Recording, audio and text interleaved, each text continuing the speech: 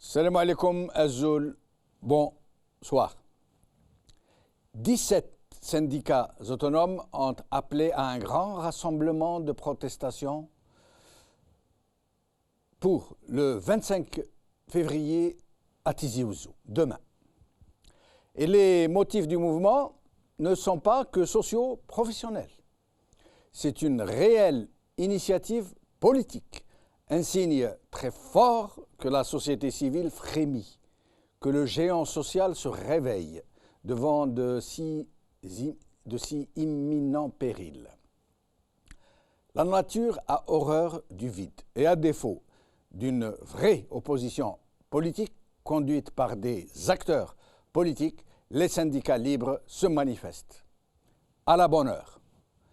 Mais aussitôt annoncée, cette initiative pose déjà question sur la réaction du régime qui se montre particulièrement ombrageux à l'idée des mouvements sociaux et qui réagit au quart de tour devant le plus petit attroupement et qui y envoie ces policiers anti-émeutes qui semblent avoir reçu carte blanche pour casser du manifestant, pour le brimer, le brutaliser, l'humilier. Les Algériens ont été choqués lors des récentes manifestations des étudiants en pharmacie de voir comment ces policiers ont traité les jeunes étudiants. Entrant alors dans la psychologie, dans la peau de ce policier anti-manif qui est devenu, dans l'imaginaire des gens, non plus un membre des forces de l'ordre, des forces de sécurité, mais une brutalité armée d'une matraque. Et qui ne sait d'autre langue que celle de la grossièreté, du blasphème et de l'obscénité. Appelons-le Lazareg Bomatreg. Comme tous les jeunes qui sont rentrés dans la police, ce jeune homme est certainement issu d'un milieu très défavorisé. Il est le résultat d'une série d'échecs scolaires, familiales, sociales, existentiels. Il a été chômeur, héteste, amoureux et conduit. C'est un naufragé de l'espoir. Il a été écrasé par le luxe tapageur des nouveaux riches qui l'ont écrabouillé de leur morgue avec leurs voitures rutilantes, leurs fringues griffées, leurs fric qu'ils jettent à pleine poignée sous son nez dans les gasbatek qui beuglent des tebrihat. Et il a ainsi navigué entre désillusion et frustration, peut-être même entre saoulerie et bondieuserie, allant des unes aux autres à la recherche de rivages aléatoires entre paradis artificiels et promesses de jardins peuplés de belles nanas. Puis, il a réussi à se faire recruter dans la police. Une chance inouïe. C'est comme un concours multiplié par 100 obstacles. Du jour au lendemain, il a gagné au loto de la vie et il est devenu quelqu'un. Il était respecté désormais et même craint. Et il a été surpris de découvrir que les autres, tous ceux qui le méprisaient hier, lui témoignent maintenant une considération dont il n'avait jamais osé rêver. Il a une arme à feu et il ne rate pas une occasion de l'exhiber, surtout quand il n'est pas de service, surtout quand il se rend dans les gasbatek où il ouvre ses bières avec le canon de son pétard. Puis, il découvrit soudainement qu'il avait changé de camp. Il était passé naturellement, sans même s'en rendre compte, dans celui des maîtres. Et même qu'il était devenu leur protecteur, leur rempart contre ceux-là même qui étaient les siens et qu'il renie désormais. Pour lui, la doula n'est plus une abstraction. Elle a des visages et elle a des noms. Elle s'appelle Ahmed Douyahya, Abdelmalek Sellal, Saïda Ben Habilas. Une doula qui fait des grimaces, qui a de la bedaine et qui porte des moustaches. Puis, comme un bonheur ne vient jamais seul, la doula s'était penchée avec sollicitude sur sa vie de tous les jours. Elle lui avait offert un salaire et des privilèges qui étaient supérieurs à ceux des gens qu'il enviait hier, ceux qui avaient fait des études, qui étaient les fils de Bagara. Puis, la doula chérie lui avait consenti une augmentation avec effet rétroactif de plusieurs années, ce qui le fit bénéficier d'un pactole inespéré. Il s'est acheté une voiture neuve, il avait bénéficié d'un logement, il s'était marié dans une débauche de fantaisie en tout genre. Le doute l'avait quitté et il surfait sur la vague de la réussite sociale, du moins celle qu'il avait toujours espérée. Et même plus, puisque maintenant, il peut taper sur ceux qu'il avait enviés il n'y a pas longtemps. Maintenant, il est du bon côté du manche, d'un vrai manche. Et il n'allait pas se priver d'en faire un usage immodéré contre tous ces va-nu-pieds qui osaient s'attaquer à la doula moustachue et qui menaçaient de le renvoyer à un statut de citoyen comme tout le monde. S'ils obtenaient de cet État qu'ils revendiquaient, bien sûr, un État sans abus, sans privilèges indus, ils leur en voulaient d'autant plus que ces gêneurs qui le haïssaient n'avaient pas bougé le petit doigt lorsque lui-même était dans la mélasse. Il voulait donc le priver de Na'mat Rabbi qui lui était tombé dans la poche. Ils veulent s'attaquer à ses protecteurs, à ceux qui ont fait de lui un homme redouté, sollicité et envié. Il ne le permettra pas, non jamais, surtout depuis qu'il avait découvert que le mot matrag vient de matrak, ou inversement. El-matrag, el-matrag. Hier, pendant la décennie rouge, il était trop jeune pour entrer dans la police et il n'a pas eu ce plaisir de torturer, de violer, de tuer, d'un plaisir dont on dit qu'il procure un plaisir insoupçonnable, un sentiment enivrant de puissance. Aujourd'hui, son rôle est moins émoustillant, mais ça ne fait rien.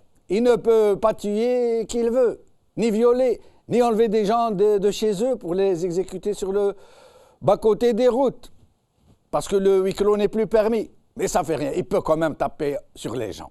Mais il a encore la marge, l'asarag bo matarag, surtout lorsque les patrons lui laissent de la marge, justement. Que c'est bon alors, avec quel enthousiasme. Il les tabasse, ces braillards. Il charge sa matraque de toute la haine qu'il a dans son cœur pour cette populace et de tout son zèle pour la doula moustachue. Et il y met tout son cœur. Il tape jusqu'à ne plus pouvoir. Il vise les parties les plus vulnérables. Lorsqu'une arête de nez se brise sous son cou ou que le sang gicle d'un crâne, ou que des dents explosent, il éprouve une jouissance qui le fait vibrer jusqu'aux orteils. Et après la relève, il retrouve toujours avec plaisir les collègues pour évoquer l'effet d'armes des uns et des autres au milieu des rires gras et des gloussements. Surtout lorsque dans le palmarès des tabassés figurent des femmes. Oh, le pied! Un jour, il a lui-même fait pleuvoir une série de coups, de matraques bien assénés, bien sentis, sur la tête et surtout l'arrière-train d'une dame qui avait osé insulter la doula. Puis, aidé de ses collègues, il l'avait traînée jusqu'au panier à salade. Et là, il l'avait alors abreuvé d'injures. Il lui avait dit des choses atroces et il jubilait de la voir rougir. Voilà ce qu'est l'asarag bo matarag. Ce jeune policier, et voilà son mode de fonctionnement. Une brute en un seul bloc, fruste et agitée de soubresauts malsains. Le plus grand malheur est que cet élément des forces de l'ordre, entre guillemets, est un bidule jetable et immédiatement remplaçable. Les effectifs de police en Algérie sont parmi les plus étoffés du monde en rapport à la population. Et le malheur est que les jeunes chômeurs qui sont sur la liste d'attente pour un éventuel recrutement se comptent par millions. Oui, par millions. Tellement le poste de l'asarag bo matarag est enviable. Al-matarag, al-matarag. Aujourd'hui.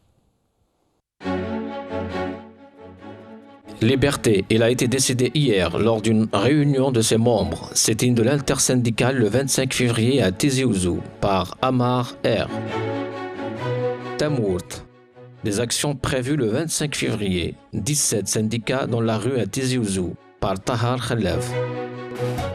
La dépêche de Kabylie. Grève des commerçants le 26 février par Kamila Hadoum.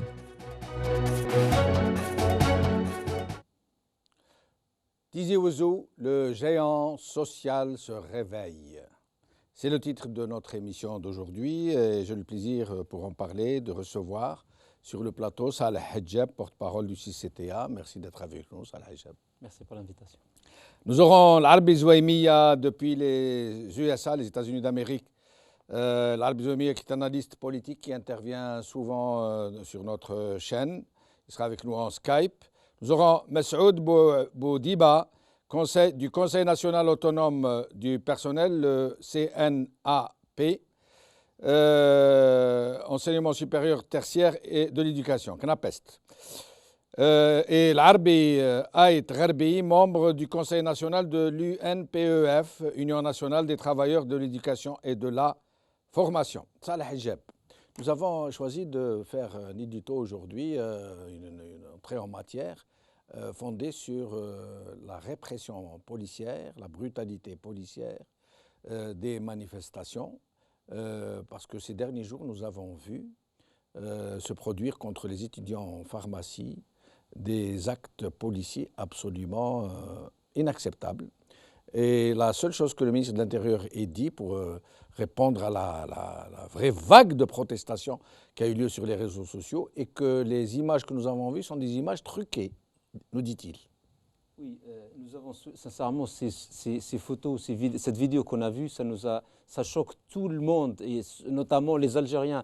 Quand on voit le niveau comment dire, la liberté d'expression, elle a été vraiment bafouée, atteinte au point que des étudiants qui ont fait une grève depuis des semaines et des semaines, qu'ils ont envoyé des courriers, personne ne leur a répondu. Et le jour où ils ont décidé de rester dans les contestations pacifiques, ils ont juste décidé d'aller marcher, organiser un rassemblement à Alger. Nous avons vu comment un policier, je ne sais pas quel diplôme il a, même s'il a tous les diplômes, est en train de gifler un étudiant. De gifler de façon très humiliante.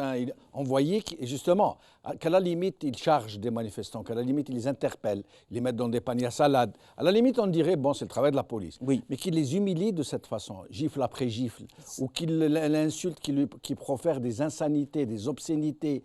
Nous avons même passé hier un blasphème. Oui. Pourquoi Ils ont fait pareil. À Msi, là aussi, il y avait juste aussi des enseignants qui contestaient contre le directeur à l'académie là-bas, qui demandaient son départ parce que lui, il ne fait pas rien. Ils ont été pareils.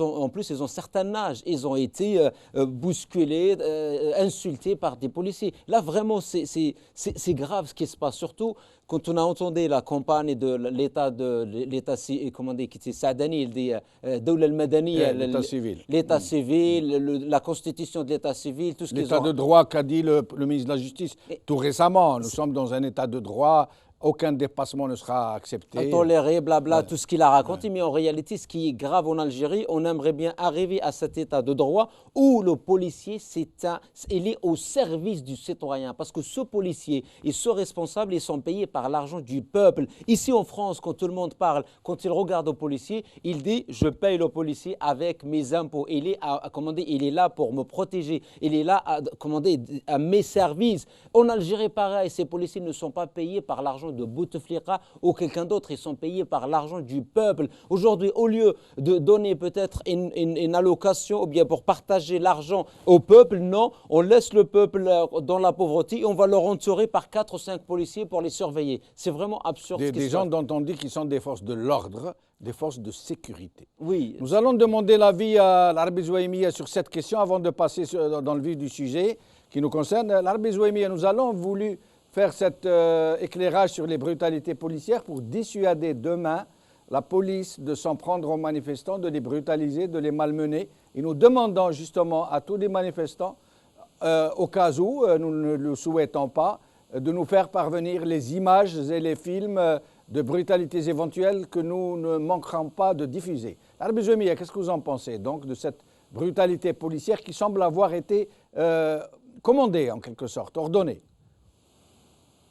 Merci d'être avec nous. Je voulais vous remercier d'avoir accepté notre invitation. Ok. Salam alaikum Azoul Fillak, c'est Jamal et à votre invité c'est Saleh al-Muhtaram. Moi, c'est-à-dire, mon analyse est différente un petit peu de l'utilisation de la police. La police, premièrement, je pense dans un état mafieux, un état corrompu, corrompu avant qu'il soit mafieux, corrompu rentier. Je pense que la police, il y a une utilisation politique de la police, il y a une mission politique de la police. Et cette mission politique consiste à bloquer toute contestation sociale, toute contestation, c'est-à-dire des travailleurs, toute contestation légitime. Il y a une mission de façon à ce que ce pouvoir se maintienne, à ce que ce pouvoir continue à voler, à dilapider et à mettre en capillotage ce pays. Ça, c'est une mission de la police.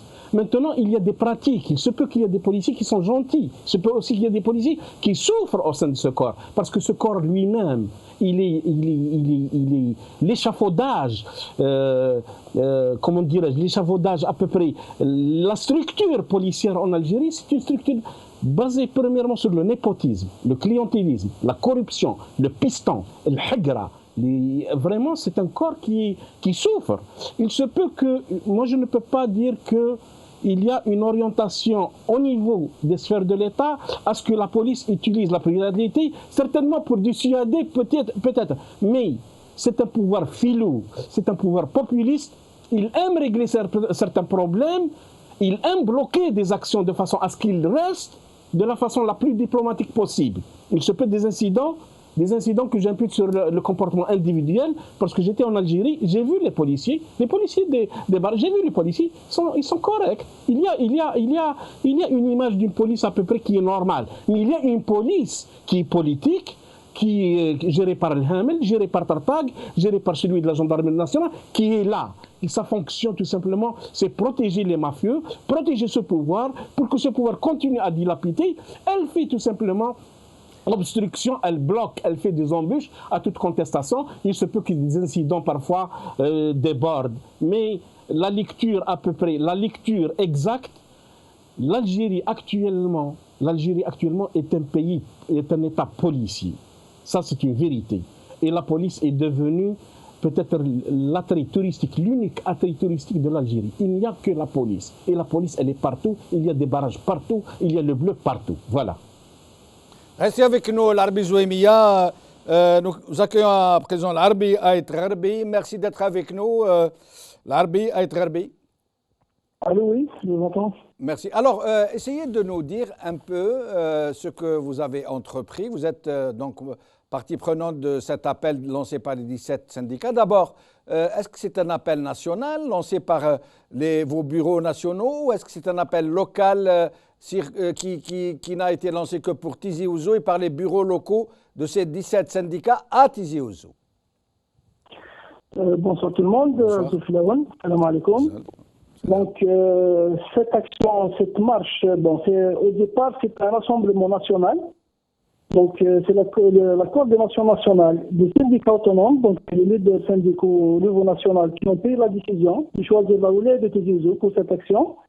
La Oulaya de Tizi Ouzou fait partie de l'Algérie, bien sûr, comme on l'a fait déjà à Boumerdas, à Brida, à Alger, à Oran et tout. Donc, mais pourquoi vous l'avez fait à Tizi Ouzou? Est-ce que parce que la ville de Tizi Ouzou répond à ce genre de sollicitation, à ce genre de mobilisation?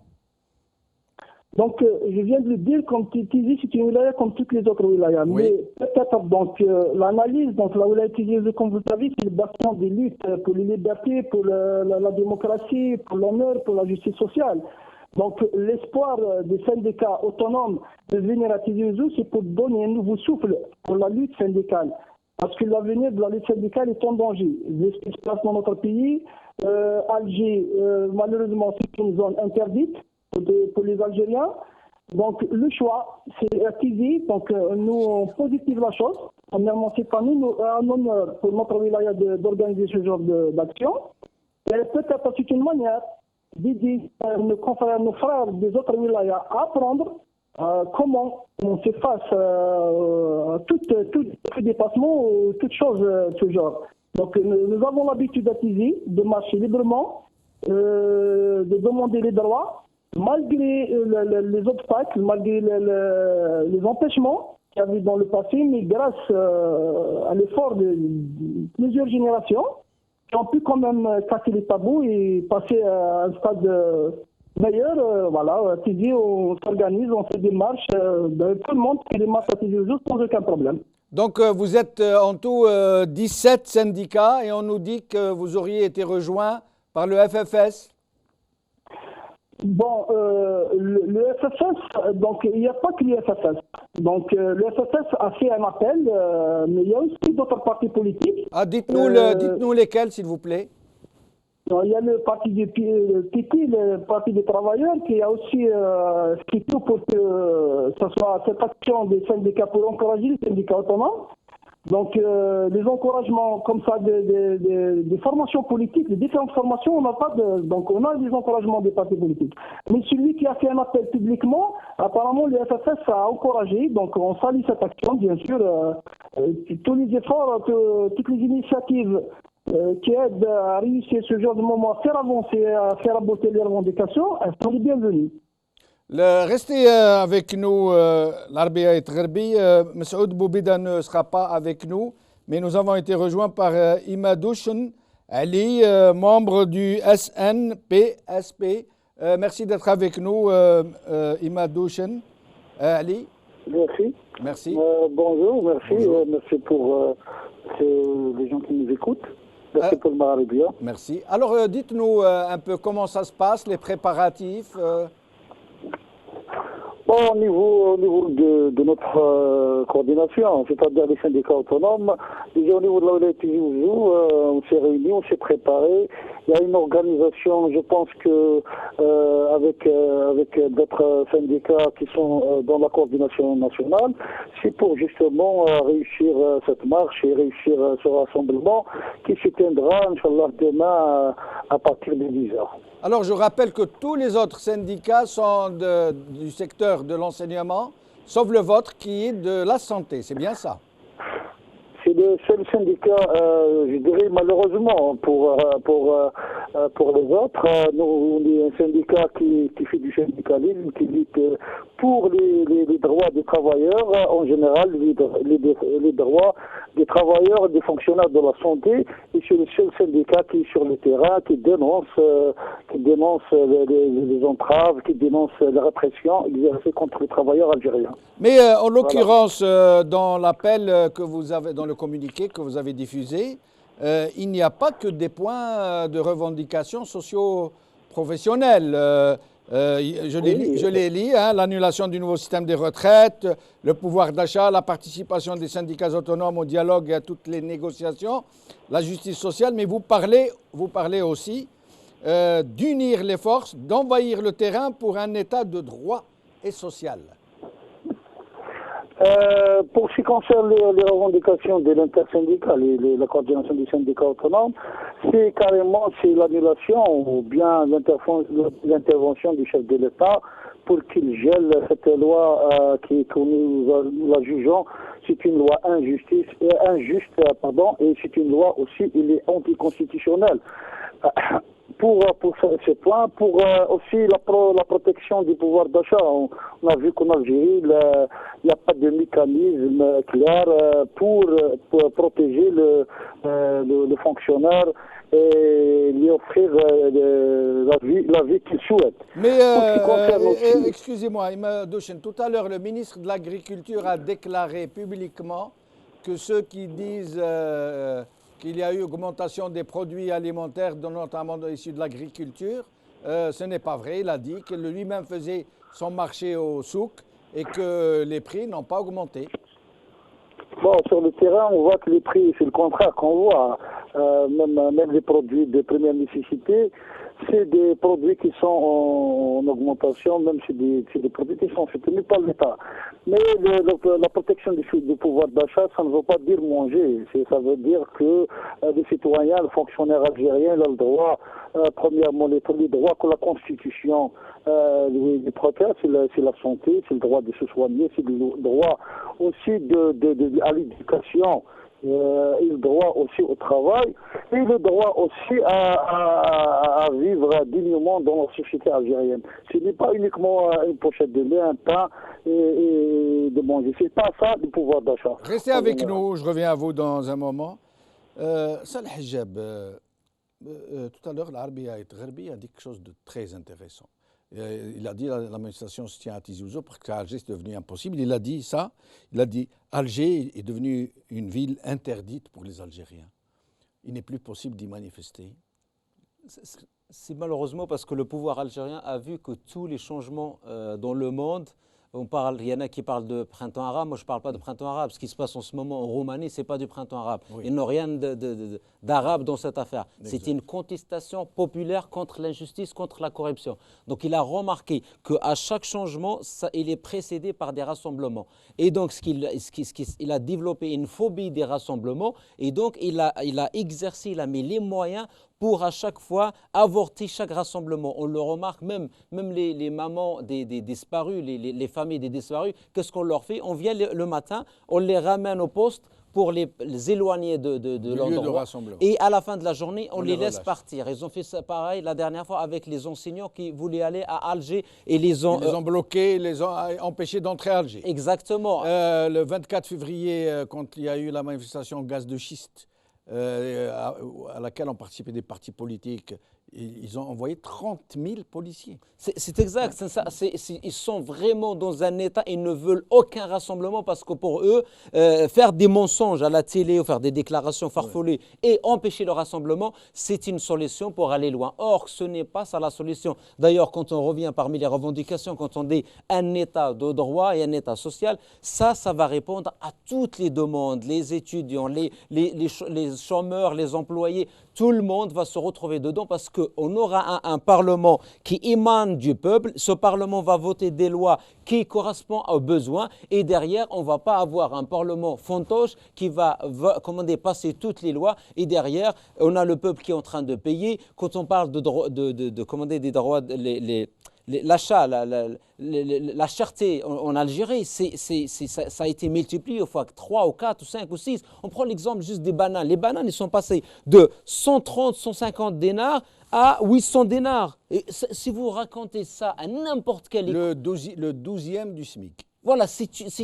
absurde. Le kilo. Oui, en ce moment, l'ail, il arrive à 1500 dinars. Et tout cela, parce que derrière... L'ail, 1500 dinars? Oui. Ça veut dire combien par rapport au SMIC? Au SMIC, c'est 50%. Voilà, exactement. Un kilo d'ail égale 50%? Non, 10 kilos. Avec le SMIC, on aura 10 kilos de l'ail, on rentre à la maison. C'est grave. Il a même le même prix que la viande. Aujourd'hui, ce qui se passe, ils font ces déclarations. Ils ont déjà réduit la valeur de dinar 40% entre 2014 et 2016. Une dévaluation qui ne se dit pas. Exactement. Donc derrière, c'est automatiquement. Et en plus, le point très important, il n'y a pas une réelle concurrence en Algérie. On va chez les pays voisins, on va trouver chez eux toutes les grandes surfaces qu'il y a en France. Et les grandes surfaces, ça fait quoi? Ça fait une concurrence et là, ils courent tous derrière le client pour lui proposer la meilleure qualité avec le prix. En Algérie, l'État est quasi absent. On a des commerçants qui spéculent et dès qu'ils entendent qu'il y a une augmentation, ils ferment, ils gardent les produits, ils les revendent à plus cher. De la rétention de marchandises, de spéculation pour faire monter les prix. Exactement, c'est pour ça Sellel, quand il est venu à la télé, même en venant à la télé, il dit il n'y a pas de souci pour les pommes de terre, on a stocké un petit peu en cas où ça monte, on va sortir ce qu'on a stocké. Mais qu'est-ce qu'il va stocker ce monsieur-là? Il ne faut pas stocker. On veut un marché où il y aura l'offre et la demande, où le client sera chouchouté. Moi, je suis persuadé, si on arrive à faire juste comme les pays voisins, les citoyens ne vont jamais arriver à payer ces prix chers. L'Arbi Zouaïmiya, tout à l'heure, l'Arbi Itgharbi, parlant de Tizi Ouzou, il a dit à 2 fois, Tizi Ouzou est une ville algérienne d'abord. Il a tenu à insister sur ce caractère algérien de Tizi Ouzou. Mais il faut dire une chose, l'Arbi Zouaïmiya. Pourquoi est-ce que la contestation est plus présente en Kabylie qu'ailleurs? Je voudrais tout simplement revenir à la police, tout simplement pour juste une... La police a un comportement hybride. La police algérienne a un comportement hybride en matière de gestion de foule, il faut la remarquer. Ça dépend. Si le petit nombre, il y a un petit nombre, elle fait la démonstration à peu près de force, de façon à ce qu'il ne répète pas. Mais si à jamais demain, le nombre sera impressionnant et la police cédera. C'est le comportement hybride qui caractérise son chef. Son chef, exactement. C'est cette façon de faire, ce modus operandi. Concernant Tizi Ouzou, la Kabylie en général, la Kabylie a été la Kabylie ressemble à l'ensemble du pays, mais seulement la Kabylie, il y avait une cimentation à peu près culturelle, c'est-à-dire la revendication identitaire et linguistique a cimenté un petit peu la société. Donc à peu près, il y a une assise il y a une prise de conscience qui s'est greffée sur ce cimentage à peu près identitaire et linguistique qui a fait en sorte à ce que la Kabylie est devenue un petit peu distincte. Elle est distincte, certainement. Mais l'Arabie Zouémia, est-ce que ce n'est pas plutôt le fait que la Kabylie se trouve être tout près de la capitale, donc plus près des frictions culturelles, que Tizi Ouzou, par les conditions géoéconomiques de la région, a dû faire émigrer un grand nombre des siens vers l'Europe, d'où ils ont ramené d'une certaine façon de se politiser, de se syndicaliser, cet échange permanent, ce va-et-vient, cette ouverture vers les autres. Est-ce que ce n'est pas plutôt cela qui a fait que cette région est aujourd'hui à l'avant-garde de la contestation politique? Non, mais depuis l'indépendance, même avant l'indépendance, la Kabylie est caractérisée par un activisme politique un petit peu intense. Ça, c'est intense. Parce que vous avez d'autres régions qui sont proches d'Alger. Il n'y a rien du tout. Peut-être qu'il y a d'autres formes de contestation, peut-être il y a d'autres formes. Mais la forme d'organisation, elle est spécifique à la Kabylie parce qu'il y a une activité intense, il y a une tradition politique. Certainement, n'oublie pas que les gens en Kabylie, les gens sont beaucoup plus lettrés parce qu'un Kabyle, même s'il ne mange pas dans les années 40, même s'il ne mange pas, même dans les années 30, mais il tient à ce que son fils soit éduqué et enseigné. C'est-à-dire, c'est une émulation même entre les familles, entre l'Aroche, entre le Jma'at, de façon à ce que les jeunes et les enfants aillent à l'école. Donc, il y a une prédisposition, c'est-à-dire politique de la Kabylie. Et ça, c'est un fait. Et c'est pour cela que la communication, elle est plus facile. Et c'est pour cela que vous trouvez à peu près des initiatives. Ça va continuer des initiatives. Bon, il y a d'autres personnes qui vont entrer dans des comparaisons un petit peu stériles, de façon pourquoi les autres sont avec le pouvoir et la Kabylie contre. Non, c'est pas à ce niveau-là qu'il faut discuter. Mais la Kabylie, toujours est-il, elle a une spécificité politique, sociale, culturelle, linguistique, identitaire. Restez avec nous, l'Arabie Zouémia, je reviens à vous. Salah Jab, vous faisiez non de la tête, vous semblez pas être d'accord, avant que je ne passe à mes autres invités d'Alger. Moi, j'aimerais bien rajouter, voilà, des fois, il y a certains qui disent toujours la Kabylie, ça bouge qu'en Kabylie. Il y en a qui disent... Mais c'est vrai, non, mais non, il n'y a pas que vrai. À Ain Saleh, ça bougeait, oui, ça bouge à Ouargla, ça oui, bouge à Annaba. Non, aujourd'hui, on doit sortir de ce clonage, parce qu'il y a des gens qui pensent que c'est à eux. La Kabylie, il faut reconnaître une chose. Les partis politiques qui étaient là-bas, c'était des partis de terrain. Donc, ils ont un petit peu réifié, ils ont donné cette citoyenneté par action, par terrain. Aujourd'hui, en Kabylie, à Bouira, ailleurs, les citoyens vont aller voir l'entrepreneur qui réalise le trottoir ou la route pour dire comment vous allez faire. Mais ailleurs, on ne fait rien. Ailleurs, on dort, mais un jour ou l'autre, on veut se lever pour... Donc, pour revenir, les petites initiatives, elles ont fait qu'on est arrivé à cela. Mais aussi, les partis politiques, là-bas, ils ne font pas la différence entre un militant et un militant politique. Là-bas, un militant, c'est un militant politique de terrain. C'est quelqu'un qui prend des initiatives et non pas quelqu'un qui fait des communiqués. Mais en Kabylie aussi, il y a des partis politiques de la mangeoire. Il y en a, mais il y a aussi le parti historique, le FFS, qui était toujours là. Mais FFS, aujourd'hui, il est à la mangeoire. Il est là, mais il a laissé ce côté-là de contestation. Aujourd'hui, on a presque la même chose. Quand on va à Ain Saleh, quand on voit qu'est-ce qu'ils ont fait pendant 6 mois, un rassemblement le pouvoir a essayé d'infiltrer, a essayé toutes les méthodes, mais il n'a pas réussi. Pourquoi? Parce qu'il y avait des associations, et notamment Shams et autres, qui ont travaillé durant des années, plus que 10 ans. Ils travaillent le travail de proximité, les initiatives, les formations, les rencontres. Et cela, ça rentrait le jour où ces mêmes personnes de confiance ont appelé un rassemblement. Tout le monde est venu parce qu'il sait que ce ne sont pas des gens qui viennent 2 jours avant les élections ou 2 jours avant un rassemblement. Ce sont des gens parmi eux. Larbi Aït Gharbi, alors quelles sont d'abord vos attentes? Qu'est-ce que vous espérez? Est-ce que vous espérez être largement suivi? Comment vous comptez mener donc votre contestation, ce mouvement? Donc, comme a dit M. Madouchen, donc il y a eu plusieurs rencontres au niveau local, au niveau de notre wilaya, avec les syndicats présents au niveau de notre wilaya. Donc, on a préparé cette action pour être à la hauteur, pour représenter dignement notre région, bien sûr. Et pour réussir cette action, et purement des problèmes socio-professionnels des travailleurs, d'une manière générale, bien sûr, c'est contre la vie chère, c'est pour l'annulation de différentes lois anticonstitutionnelles, et pour préserver les droits acquis des travailleurs. Et donc, suite aux différentes réunions, donc voilà, on a tout organisé. D'ailleurs, en ce moment, il y a les différentes délégations des différentes wilayas qui arrivent, sont installées dans différents endroits de notre wilaya. Et demain matin, bien sûr, on a réparti les tâches comme ça doit se faire avec les camarades des autres syndicats. Il y a une bonne organisation, espérons qu'on soit à la hauteur, Inch'Allah. Est-ce que vous avez été autorisé à tenir cette manifestation? Bon, l'autorisation, vous savez, vous l'avez dit déjà. Donc, si on demande autorisation, la réponse est claire et nette. C'est un refus catégorique dès le départ.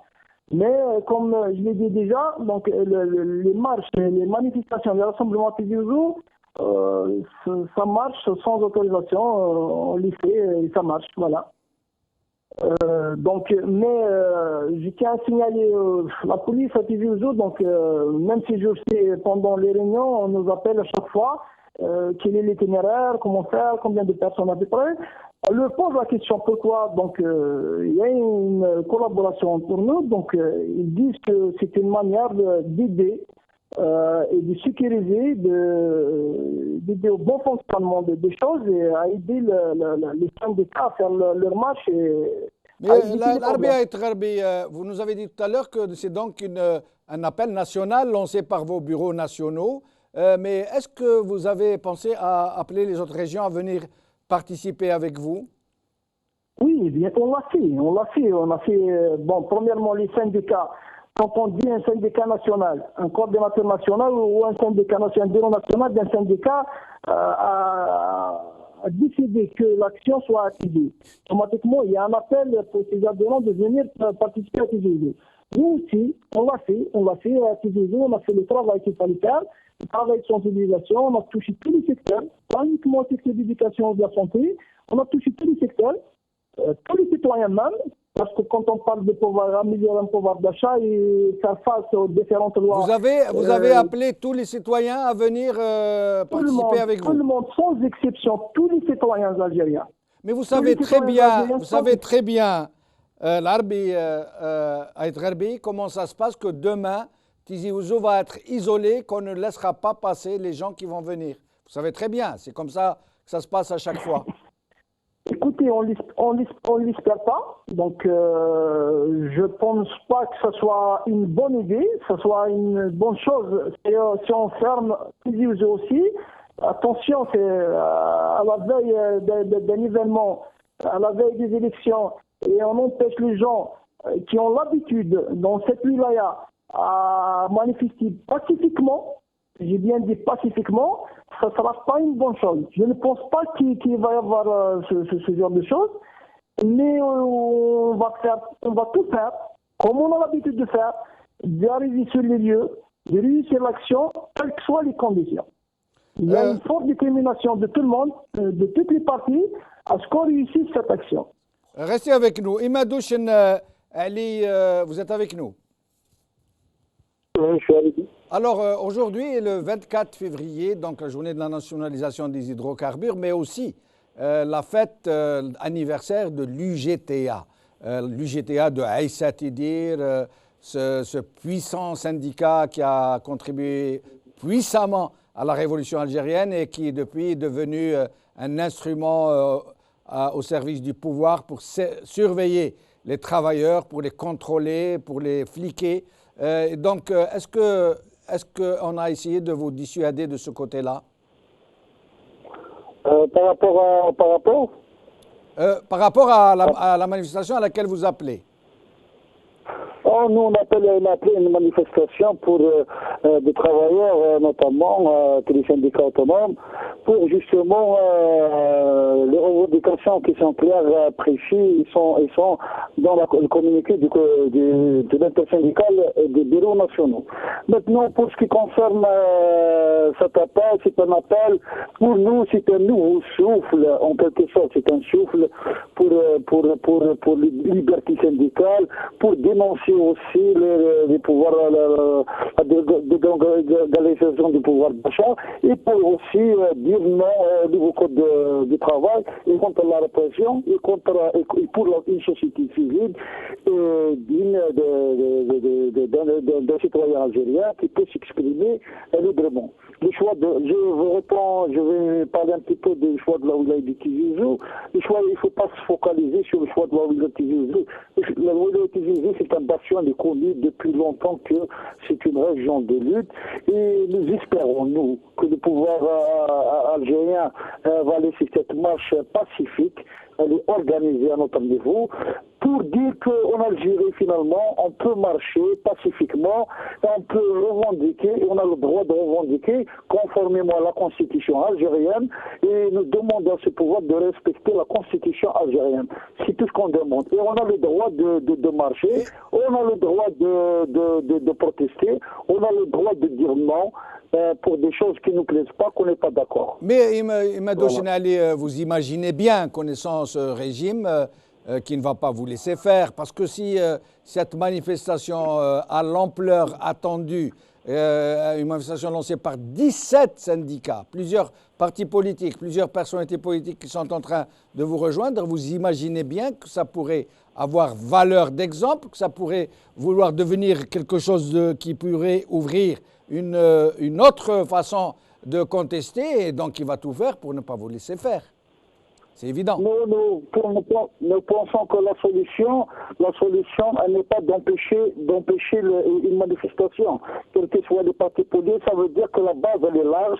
Ça veut dire qu'il y a de l'opposition par rapport à la loi de la retraite, qu'il faut que le chef de l'État intervienne. Ce n'est pas la solution d'empêcher une marche contraire. Il faut laisser les choses venir, et puis que le pouvoir interviendra, notamment par son chef du gouvernement, pour dire non, il faut arrêter cette loi et geler cette loi. Est-ce que vous avez pensé éventuellement, après cette manifestation, lancer d'autres appels ailleurs, dans le même sens, dans la même orientation, dans les mêmes revendications? Vous savez, on est en Algérie, on peut marcher, on peut protester, on peut faire des rassemblements. Que ce soit, malheureusement, à Alger, c'est pas possible, vu qu'il y a de la répression, même on a vu avec les étudiants en formation en chirurgie dentaire. Malheureusement, je dirais, alors que c'est la capitale, on a le droit de protester et de marcher là-bas. Mais l'Algérie, elle a 48 wilayas, et je pense que l'appel peut se faire ailleurs. Tizi Ouzou, Bidjaya, jusqu'à Élysée, on a le droit de marcher partout en Algérie, c'est notre Algérie. Merci Imad Chenali, restez avec nous jusqu'à la fin de l'émission. Larbi Zouaïmiya, vous venez de rentrer d'Algérie et je vous ai suivi sur votre page Facebook. Long périple, vous avez été partout en Algérie, vous avez rencontré des gens. Essayez de nous dire un peu comment ça se passe, qu'est-ce que vous avez constaté avec votre regard d'Algérien qui vit en Amérique du Nord. Qu'est-ce que vous avez constaté? Qu'est-ce que vous avez vu? Est-ce qu'il y a de l'espoir? Est-ce qu'il y a encore du souffle pour essayer de refaire une vraie Algérie telle qu'espérée par tout le monde? Je voudrais tout simplement juste une petite mise au point. Moi, je n'ai pas une lecture cadastrale ou territoriale de la Kabylie parce que je ne veux pas entrer dans certains certaines déductions et conclusions qui font ce qu'on appelle la Kabylie est mieux que les autres, ou je ne sais pas, la Kabylie. Ça, c'est pas ma lecture. Personne ne l'a à l'Arabie Zouémia, je vous rassure. Hein, personne n'a cette lecture. Non, c'est correct. Donc, il se peut que pour des considérations historiques, ou parfois, ou même vous trouvez aux États-Unis ce qu'on appelle le Commonwealth, ce qu'on appelle cette prospérité commune, qui est basée sur une région fondatrice qui est la Virginie, et où vous avez le Canada, les deux États fondateurs, hein, les deux provinces fondatrices, le Québec, qui est pour des considérations un petit peu historiques et culturelles, je ne sais pas, démographiques, tout simplement, on peut trouver. Mais les Algériens tous ont cette envie de contester, de protester. Ça dépend de la forme et l'intrépidité à peu près. Tout simplement, il y avait à Ouargla une grande manifestation énorme aussi. Il y a un réflexe aussi, mais ça dépend des formes, ça dépend des circonstances, ça dépend justement, même si la Kabylie est une overdose d'activité qui fait déborder parfois et qui fausse plan et prévision et qui fait la division au sein même de la Kabylie, c'est la région la plus divisée de l'Algérie. Maintenant, l'Algérie, c'est quoi actuellement? Moi, je pense qu'il y a un grand problème en Algérie. Il y a un grand problème parce que tout simplement, c'est-à-dire si on a une vision économique et financière de la situation, on va dire, qu'est-ce qu'on va dire? On va dire que c'est un pays qui vit seul. Les Algériens vivent seuls. Il n'y a pas de touristes qui viennent. Et même, pourquoi on dit qu'il n'y a pas de touristes qui viennent? Parce qu'il n'y a pas une interactivité, une interaction avec le monde extérieur. Vous ne vendez rien du tout à l'étranger, sauf le pétrole. Vous pompez du pétrole et du gaz, vous le vendez, vous recevez la devise et vous la partagez. Vous l'étalez un petit peu en illusion, ce qu'on appelle en mirage financier, vous l'étalez, ça devient élastique et vous dévaluez le dinar de façon à ce que à peu près. Donc c'est ça la politique financière de l'Algérie. Il y a actuellement la dévaluation du dinar à peu près, vous voyez, c'est de visu à ce que le salaire souffre. Le salaire est en position défensive face au pouvoir d'achat. Il est en position défensive parce que tout simplement, si vous avez dit tout à l'heure avec ces salles que thom, par exemple, 10 kg thom, c'est 12 kg d'ail qui représente le SMIC algérien. C'est gravissime. Alors que le président de la République algérienne est payé à 140 c'est 14 000 $, c'est 160 millions de centimes, et le chef d'état-major qui est payé à plus de 100 millions de centimes qui coûte à l'Algérie. Vous avez le Premier ministre qui coûte quelques 73 millions de centimes à l'Algérie. Vous avez le président du Parlement qui dit rien du tout, qui est en train de divaguer, qui est en train de médiser chaque jour, qui est payé à quelques 70 millions. Vous avez cette caste-là qui est là. C'est-à-dire, il n'y a pas de... C'est-à-dire, vous voyez une société... Comment vivent les Algériens? Est-ce que vous les avez sentis heureux? Est-ce que vous les avez sentis stressés, inquiets? Non, c'est-à-dire, vous voyez à peu près la progression. Vous voyez un petit peu que le langage, Kul Sheghla, ça commence. Mais il n'y a pas que ça dans la vie. Sinon, est-ce qu'ils sont inquiets pour leur pays, pour l'avenir de leurs enfants? Tout à fait normal, mais maintenant, le comment, à peu près, il y a d'une part, c'est-à-dire les gens ont peur parce qu'il s'agit d'une société qui a été complètement tétanisée, c'est-à-dire engourdie, elle est là. Il y a une dislocation complète de la classe politique, y compris de l'opposition, qui n'arrive pas à se mettre d'accord sur un processus, tout simplement. À quel sens se vouer? Donc les gens attendent, ils attendent là, donc vous voyez que les gens commencent à s'inquiéter. Maintenant, que faire? C'est ça, que faire? C'est pour cela qu'à Tizi Ouzou, il y a parfois des réflexes. À Tizi Ouzou, ce que les gens, ils ont le droit demain de protester contre le pouvoir d'achat, de protester pour une justice sociale, que les Algériens soient égaux, que les opportunités et les chances soient égales, et que cette corruption, que le pays en finisse avec ce pouvoir mafieux. Il y a un pouvoir mafieux. La problématique de l'Algérie, c'est ce pouvoir corrompu qui vole chaque jour que Dieu fait et qui a commis le cambriolage le plus atroce, le cambriolage en échelle et en fréquence que l'Algérie et qu'aucun pays par rapport à sa population comme par rapport à son PIB n'a jamais été opéré. C'est la vérité. Les gens sont inquiets. Il y a un pouvoir d'achat qui est en régression complète. Il y a une classe très pauvre qui émerge, elle est là, elle est visible. Mais tout simplement, il y a aussi une autre image de voitures qui circulent, beaucoup de voitures à Alger, beaucoup de voitures à Annaba, beaucoup de magasins, beaucoup de marchandises, et ce qu'on appelle l'économie avec un intérêt fermé, intramuros, où les gens font du troc. On est éloigné, on est complètement jeté au-delà de la plaque de la civilisation et de la progression économique et de la promotion sociale. C'est ça la vérité en Algérie. Arbi Zouemia, merci beaucoup. Restez avec nous jusqu'à la fin de l'émission. Salah Hijab, il nous reste environ 2 minutes. Le titre de l'émission était « Le géant social se réveille ». Vous pensez qu'il va y avoir un éveil de la contestation politique, de la contestation socio-professionnelle, que la société civile se réveille tout simplement avant qu'il ne soit trop tard? Moi, je pense, si on veut ce changement ou cette contestation pacifique, d'ailleurs, il y a un point, il faut que personne ne considère qu'on est des gens qui poussent les gens à aller dans la rue. C'est juste si ce pouvoir ne veut pas que les gens sortent dans la rue, il a qu'à appliquer les lois, il a qu'à prendre des mesures selon la demande du peuple. Ça, c'est d'un côté. De l'autre côté, si on veut ce changement et ce géant, ce peuple algérien qui est connu par toujours, c'était le Hurr, les Berbères, c'est tout qui refuse toujours cette situation. Il faut sortir toutes ces contestations de côté régionaliste et du côté idéologique. C'est vraiment... Mais moi, je vous arrête. Moi, je n'ai pas aimé le truc berbère. Moi, je préfère dire algérien. Algérien, je suis d'accord. Je suis d'accord. Algérien. Et c'est pour ça, aujourd'hui, on doit aussi oublier cette histoire de tel coin et les bastions de je ne sais pas quoi. Quand on revient à la guerre de libération, des gens qui sont venus des 4 coins du pays. Oui. On a toujours des hommes bien. On va dans la Kabylie, on peut trouver ce Ouyahia, cette Khalida Toumé, ce Omar Ben Younes. On peut tout trouver. Absolument. Donc, il y a des bons et des mauvais. Partout qu'on arrête ce discours de dire il y a une région qui est plus, je ne sais pas moi, rebelle qu'une autre. En Algérie, c'est les Algériens, ils sont tous contre cette corruption. Et la diaspora? Il nous reste 30 secondes. La diaspora, vous? La diaspora, elle doit déjà elle-même se réveiller pour refuser ce qui se passe et après, elle pourrait être vraiment une force pour l'Algérie, pour développer ce pays qui nous attend. L'Algérie, elle est en plein virage. On doit décider pour donner la solution économique et politique. Merci Salah Hijab, merci l'Arbi Zouemia, merci Messoud Boudiba, merci Imadou Chenali, merci l'Arbi Aït Gharbi. Merci à vous, chers amis, d'avoir suivi cette émission. Bqa ala khair, bislama.